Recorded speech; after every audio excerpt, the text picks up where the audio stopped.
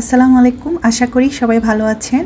আমি মজাদার একটি ডেজার্ট তৈরি করব, মানে মালাই সন্দেশ বা দুধের ছানার সন্দেশ। ফেটে যাওয়া আর নষ্ট হয়ে যাওয়া দুধ ফেলে না দিয়ে তৈরি করব এই সুস্বাদু মজাদার সন্দেশ রেসিপি।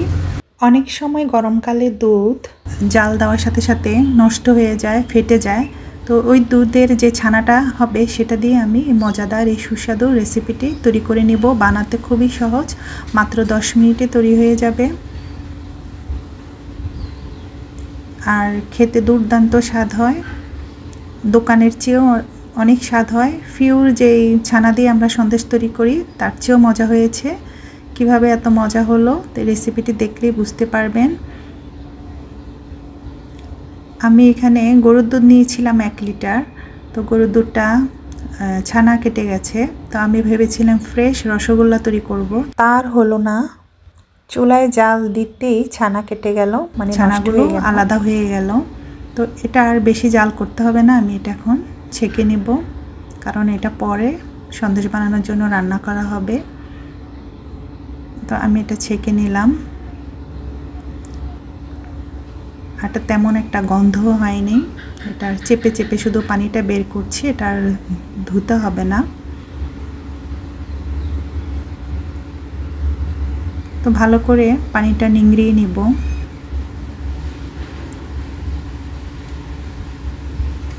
অত বেশি প্রয়োজন নাই, যেহেতু এটা দিয়ে আর মিষ্টি তৈরি করছি না, শুধু আমি মিষ্টির মধ্যে ছানা সন্দেশটাই তৈরি করে নিব। বেশি নিংড়ানোর প্রয়োজন নাই। যতটুকু পানি আছে অতটুকু আমি বের করে নিয়েছি।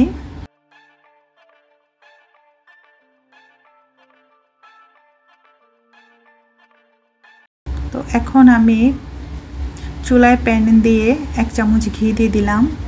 কারেন্ট চলে গেছে, একটু দরজা জানালা খুলে দিয়েছি কিচেনের।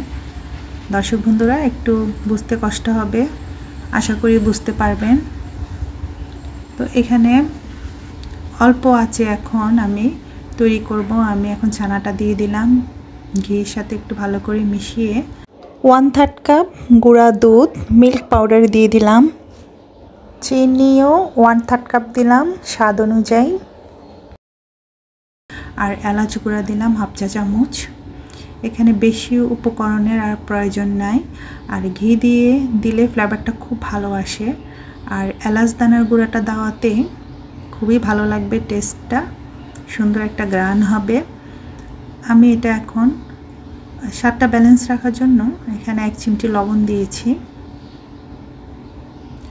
চুলার আঁচটা এখন লো থেকে সামান্য একটু বাড়িয়ে এখন নাড়াচ্ছি।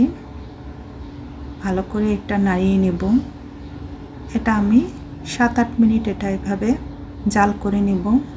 বন্ধুরা প্লিজ একটি লাইক দিয়ে দেখে নেবেন।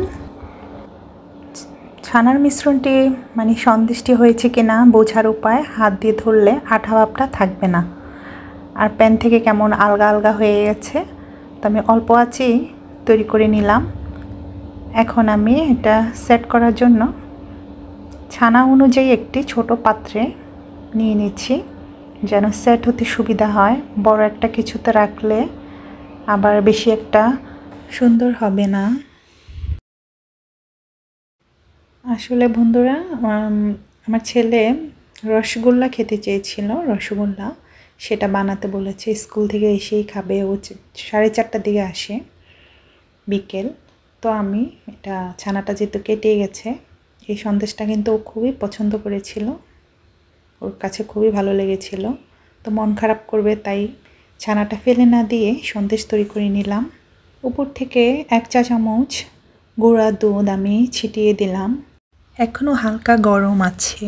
এই অবস্থায় আমি একটু পেস্তা কুচি বাদাম উপর থেকে একটু প্রেস করে চেপে চেপে দিয়ে দেব। এটা সেট হবে। আর এটা অপশনাল, না দিলেও হবে, হাতের কাছে না থাকলেও কোনো সমস্যা নাই।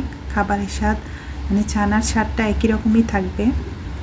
দেখা সৌন্দর্যের জন্য দিয়ে দিলাম। এটা এখন আমি নর্মাল ফ্রিজে রেখেছি, আবার না রাখলেও এটা সেট হয়ে যাবে। ফ্রিজে আমি 30 মিনিট রেখেছি। এখন উঠিয়ে দেখাচ্ছি একটু। যে কোনো আকারের সাইজে এটা কাটা যাবে। আমি এই সাইজে কেটে রেখে দিলাম। পরিমাণে আরও বেশি বানিয়ে ফ্রিজে সপ্তাহখানিক রেখে এটা সংরক্ষণ করে খাওয়া যাবে, মানে নর্মাল চেম্বারে রেখে। 1 লিটার দুধেই মানে নষ্ট হওয়া, ফেটে যাওয়া ছানাটা দিয়ে এই সুস্বাদু সন্দেশ রেসিপিটি হয়ে গেল। আপনারা চাইলে ফ্রেশ দুধ দিয়ে ভিনেগার বা লেবুর রস দিয়ে ছানা তৈরি করে বেশি পরিমাণে এই রেসিপি তৈরি করে নিতে পারেন। আল্লাহ হাফেজ।